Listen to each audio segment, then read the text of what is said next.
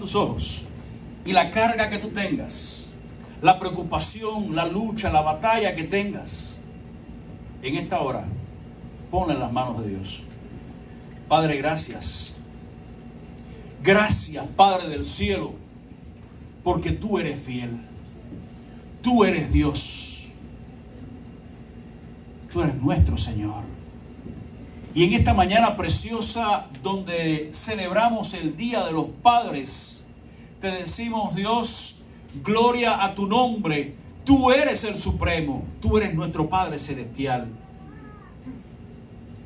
Queremos darte también las gracias, porque nos permites interceder, orar y pedir los unos por los otros. Mira por cada hermano que se ha puesto de pie. Yo sé, Señor, somos humanos y todos tenemos cargas, luchas, preocupaciones. Y yo te ruego en el nombre de Jesús que en esta hora tu Espíritu Santo se esté moviendo, trayendo, Señor, libertad, trayendo, Señor, bendición, trayendo, Señor, alivio de toda carga. Señor, hay momentos que nos sentimos que no podemos seguir. Hay momentos que no sabemos qué hacer. Pero Padre, tú eres nuestra luz y nuestro guía. Tú eres nuestro amparo, nuestra fortaleza, nuestro pronto auxilio en las tribulaciones. Padre, socórrenos en esta hora. Mira por los hermanos enfermos. Tú eres nuestro sanador. Tu mano no se ha cortado para bendecir. Obra en los enfermos y sobre todo en la vida espiritual. Oh Dios del cielo, reprende todo lo que el maligno quiera poner y permite que la libertad del cielo se pueda experimentar en la vida de tus hijos constantemente. Mira por aquellos hermanos que están batallando con problemas familiares, aquellos que están batallando con problemas con sus cónyuges, con sus hijos en estos momentos. Padre, yo te ruego que tú les asistas con tu mano poderosa y permitas que toda familia esté siendo transformada por el poder de tu Espíritu Santo. Una vez más reconocemos, Señor, no podemos. Es imposible para nosotros, pero tú sí puedes.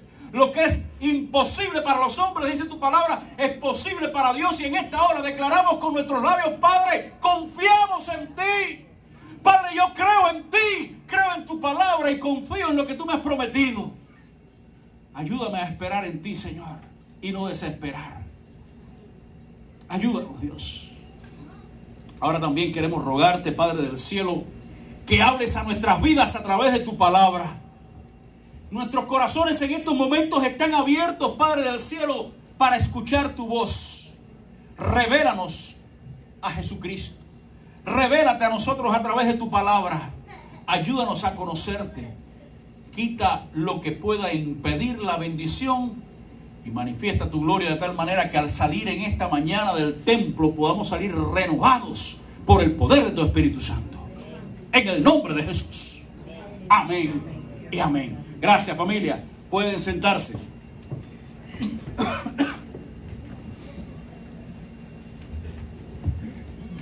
Y bueno, en esta mañana, como hemos estado hablando, es Día de los Padres. Vamos a ponernos los ojos.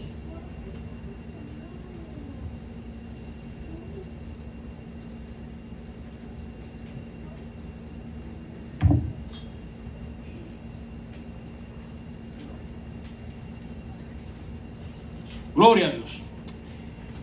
Día de los Padres. Y como Día de los Padres, bueno, hemos felicitado a los padres, nos hemos felicitado los unos a los otros, pero hay algo que no dejamos de pensar. Y es aquellos que no tenemos a nuestros padres presentes en un día como hoy. Nuestra mente, nuestra memoria lo recuerda y nos podemos pensar. Yo me levanté en la mañana y recuerdo aquellas experiencias cuando era niño, cuando mi mamá me compraba los regalos para yo dárselo el Día de los Padres. Y pensaba en cómo evoluciona nuestro pensamiento acerca de los padres. ¿Recuerdas tú cómo tú pensabas o qué pensabas de tu papá cuando tenías 4 años? Cuando tenías 5, 6, 7. ¿Cómo la manera de pensar en nuestros padres fue cambiando? Primero fue evolucionando, después fue involucionando y después volvió a evolucionar. Bueno, yo encontré algo que más o menos describe este proceso de pensamiento. Y al leerlo, me identifiqué mucho con ello. Cuando yo tenía 4 años, mi papá puede hacer de todo. Cuando tenía 5 años, Mi papá sabe cantidad.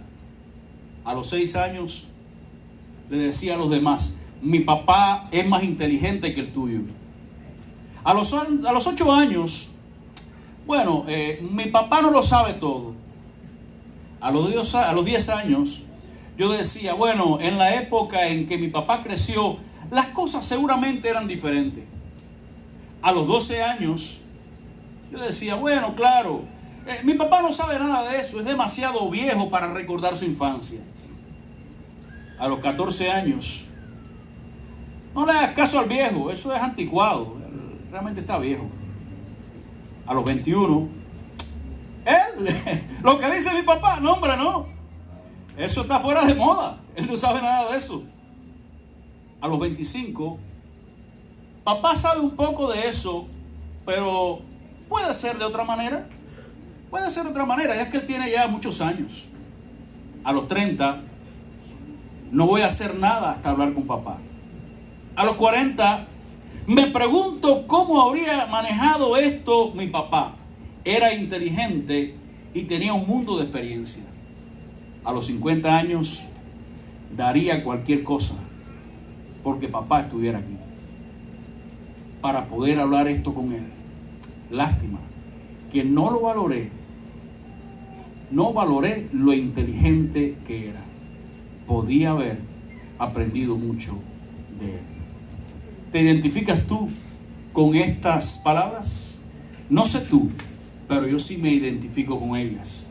Ya el próximo año cumplo 50 años y constantemente recuerdo todas las enseñanzas que me dio mi padre y cómo muchas veces desprecié lo que me dijo. No fue cristiano hasta poco antes de morir, pero me enseñó integridad, me enseñó tantas cosas que estoy muy agradecido por él. Yo le doy gracias a Dios, hermanos míos, porque Dios puso un hombre que me enseñó a ser hombre a mi lado. Pero la Biblia, amados hermanos, nos muestra que los padres están puestos en el hogar para influir en la vida de sus hijos. Tristemente, estamos viviendo un tiempo donde, como alguien decía, esta generación va a ser conocida como la generación sin padres.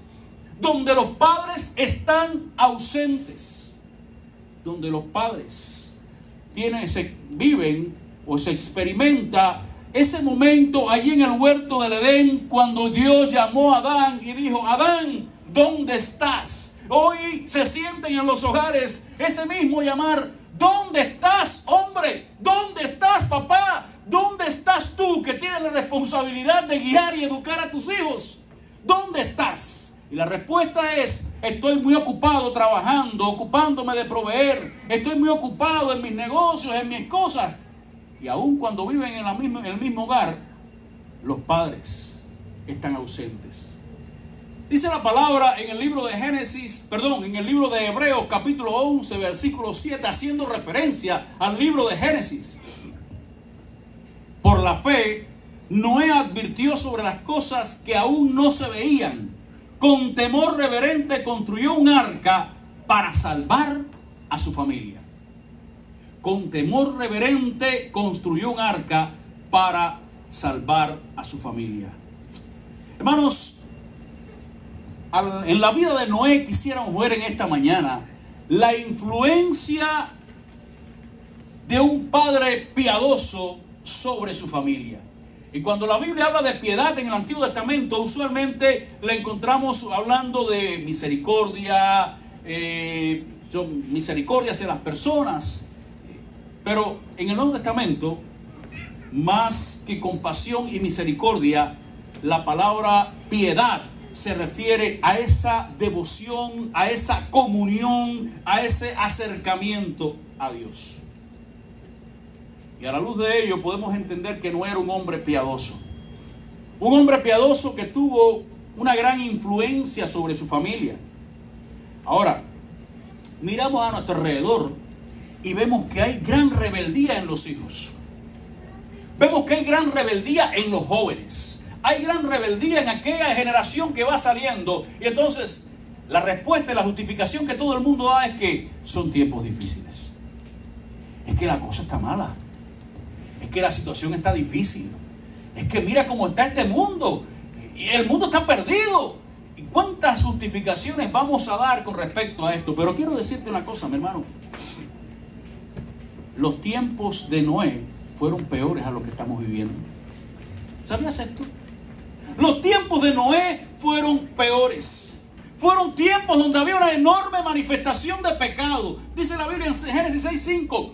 Y vio Jehová que la maldad de los hombres era mucho en la tierra, y que todo designio de los pensamientos del corazón de los hombres era de continuo al mal. Solamente al mal. Tiempos de gran inmoralidad sexual.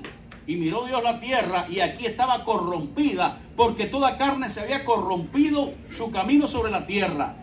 La sociedad practicaba todo vicio, todo tipo de degradación. La tierra se había corrompido totalmente. ¿Saben?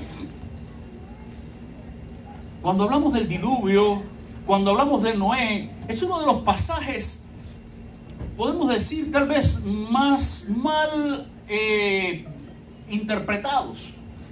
Y muchas veces los pastores y muchas veces los maestros tenemos esa culpa. Porque cuando usted le habla a alguien del arca de Noé y del diluvio, ¿qué es lo que viene a nuestra mente? Esa clase que le damos a los niños, el arca bonita con los animalitos subiendo. En el arca de Noé caben 2, caben 3. En el arca de Noé caben 2 también. Eso es lo que viene a nuestra mente. Pero cuando estamos hablando del diluvio, hermanos míos, estamos hablando de algo tan fuerte como la ira de Dios derramándose sobre una nación, sobre un mundo que se había corrompido a tal manera que Dios dijo: no aguanto más. No aguanto más. El Dios Santo, Todopoderoso, dijo: ya, hasta aquí. Ya se colmó la copa de mi paciencia y voy a destruir al hombre por su nivel de corrupción. Lo voy a destruir. No es simplemente salvando unos animalitos y que lo vemos y qué lindo. Hermanos, estamos hablando de la ira de Dios a la cual este mundo un día se va a tener que enfrentar. La ira de Dios que tus hijos y tú y yo un día vamos a tener que enfrentar si no lavamos nuestra vida con la sangre de Jesucristo. Un día dice la palabra que Dios derramó su ira con agua.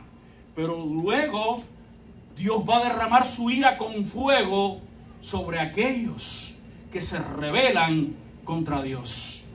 Y en eso estábamos tú y yo antes de conocer a Cristo, y en eso está todo el mundo que está a nuestro alrededor. A veces pensamos, cuando hablamos del diluvio, que Dios simplemente castiga a aquellos que son asesinos, a aquellos que son los peores pecados. No. Cuando Noé subió al arca, allí habían abuelitas, ahí había muchachitos también que no quisieron escuchar la palabra de la predicación de Noé y vinieron a tocar dándole gritos. Ahí había muchas personas como tus vecinos y los míos que no quisieron obedecer a Dios y que moralmente también eran tal vez un poquito mejor que los otros, pero su vida era una vida de pecado. Estaban viviendo en una generación de una violencia generalizada. Dice la palabra en el versículo 11: la tierra estaba llena de violencia. Y un ejemplo lo podemos ver allí dice la palabra que Lamec fue un hombre bien violento.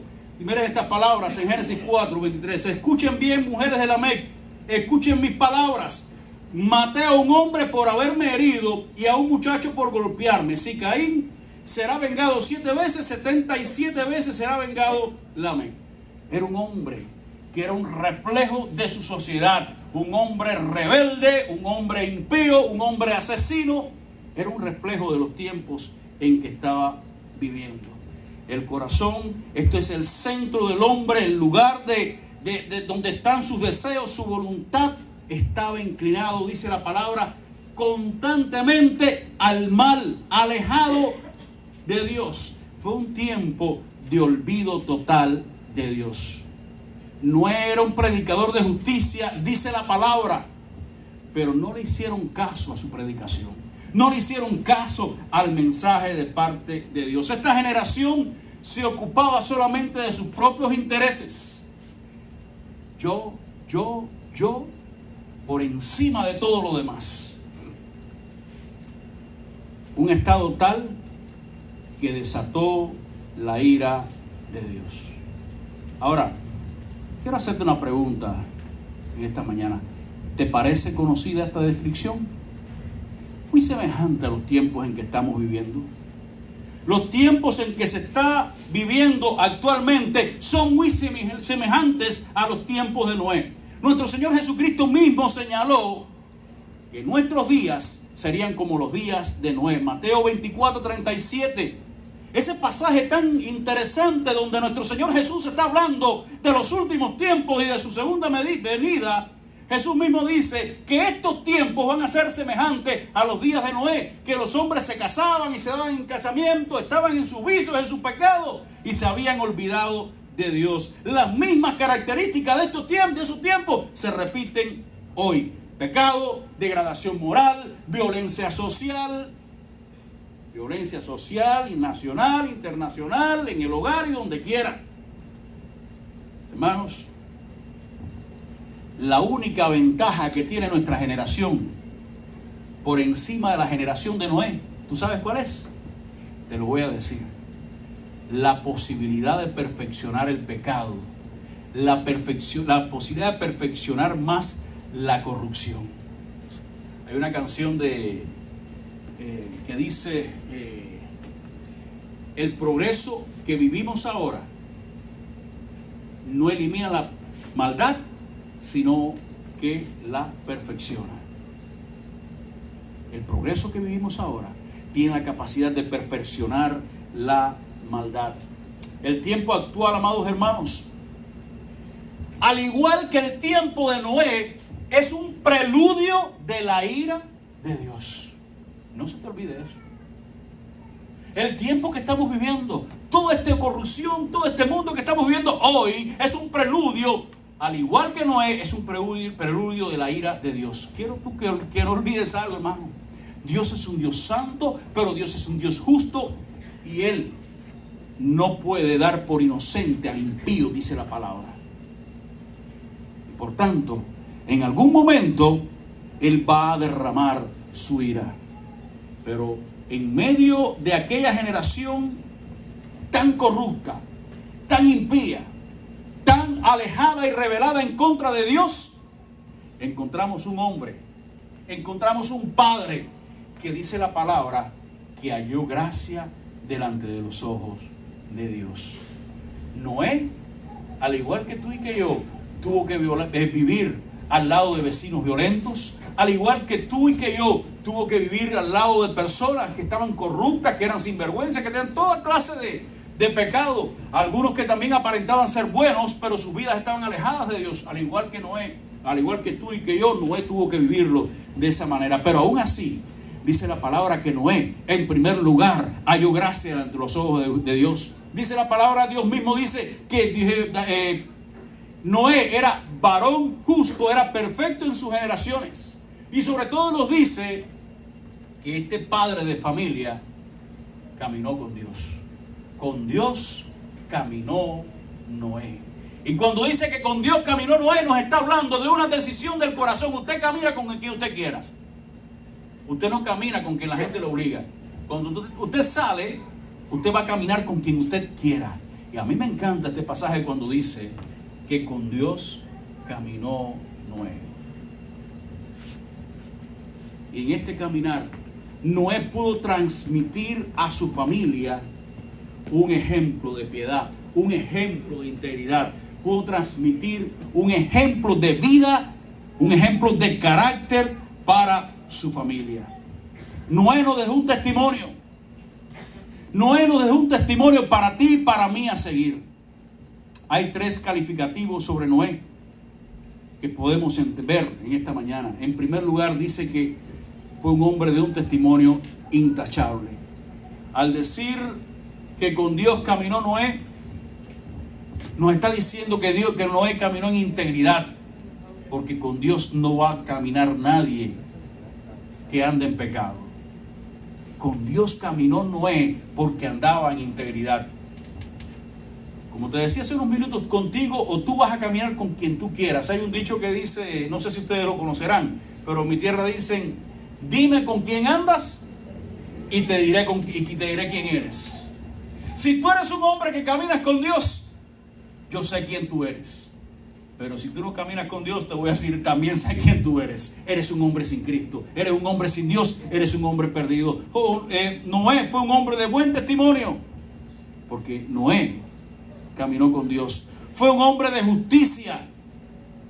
Fue un hombre, dice la palabra, perfecto. Pero cuando nos dice de perfecto, no estamos hablando de la perfección, sino estamos hablando de integridad, de un hombre que camina con el Dios de los cielos.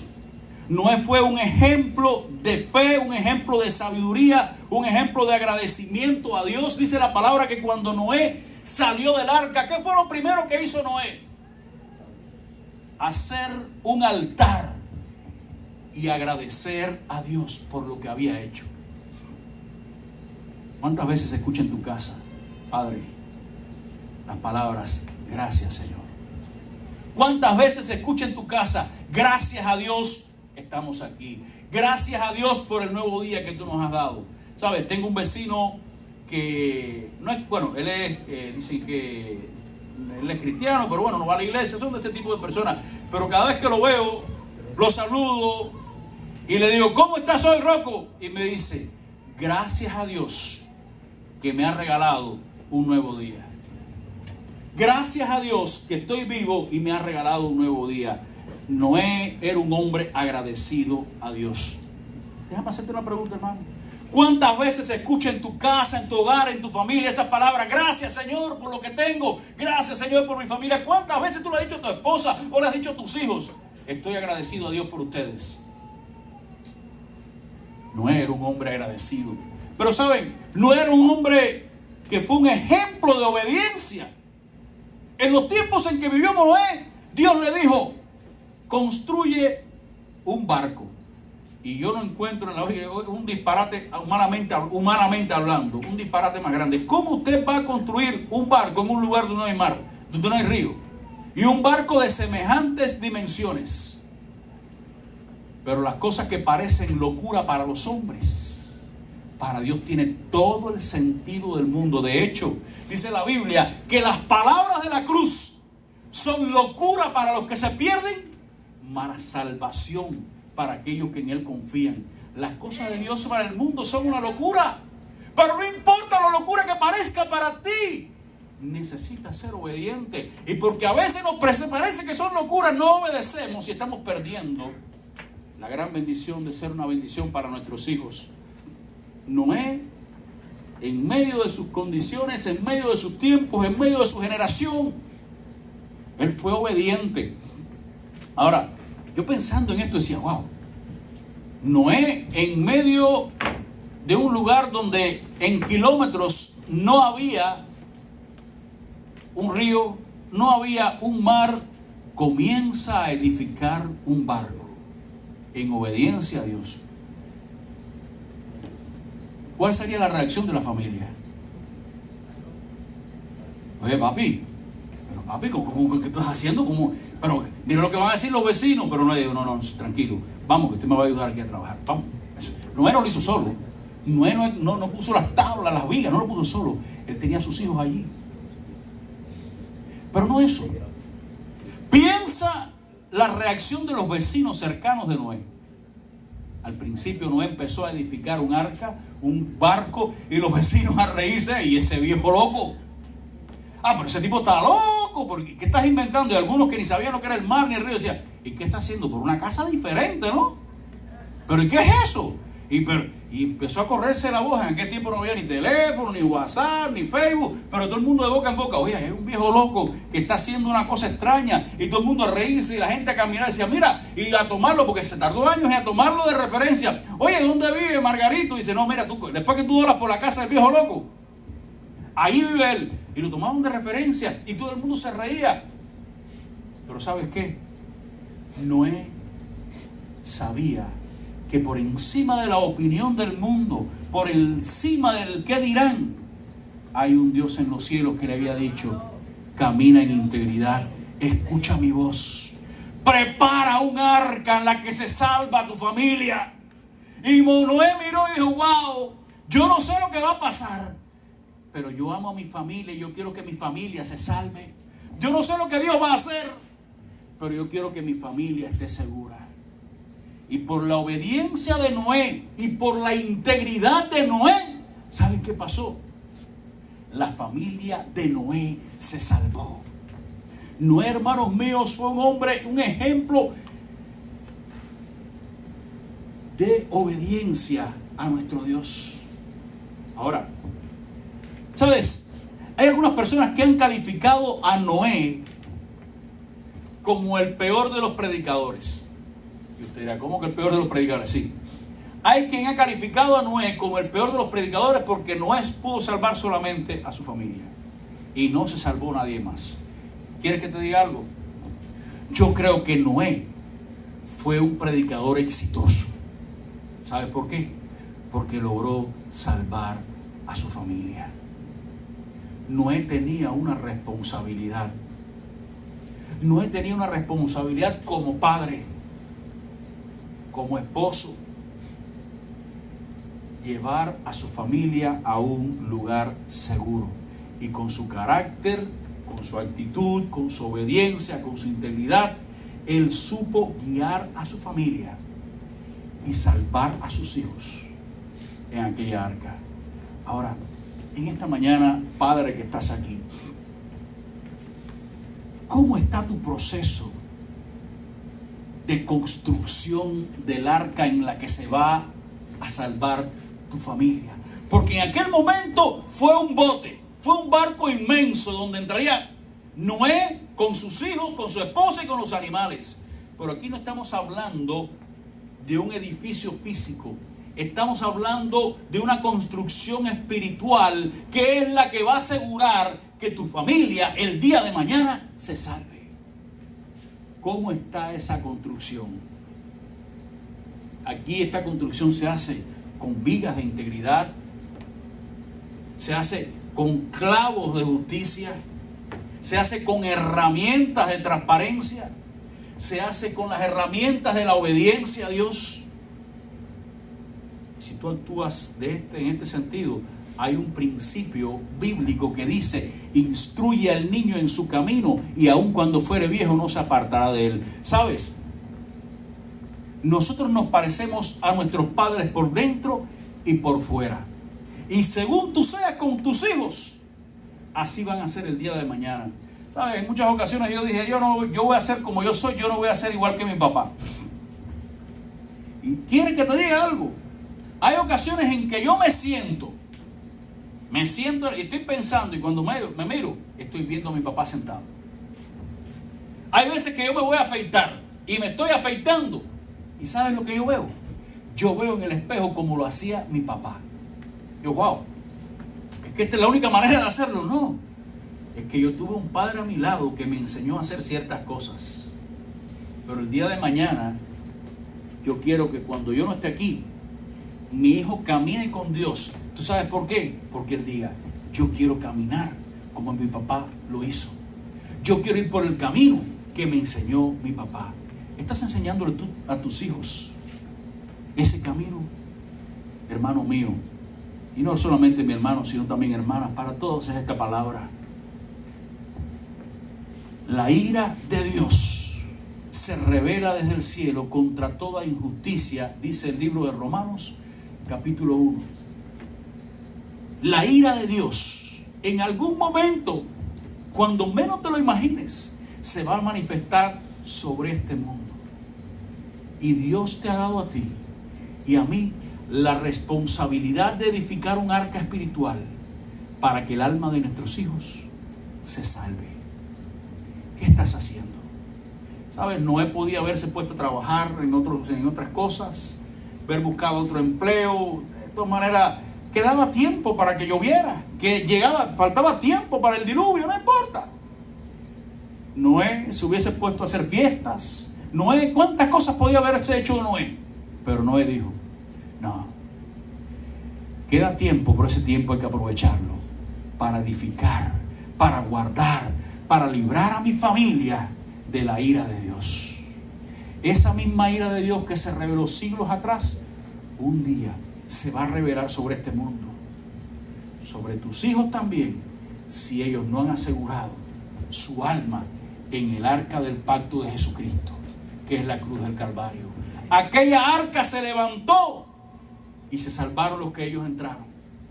En la cruz del Calvario, Cristo fue levantado para que todos los que entraren por Él, Él dijo: yo soy la puerta, y el que por mí entrare, ese será salvo.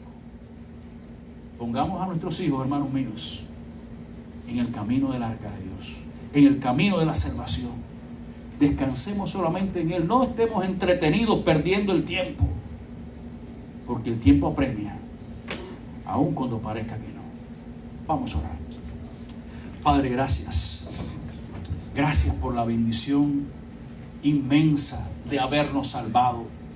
Gracias, Padre, porque tú me libraste a mí de la ira venidera al poner mi confianza en Cristo. Pero yo te ruego en esta mañana que tú obres en la vida de mis hijos y también ellos puedan ser salvos. Pero no solamente por mis hijos.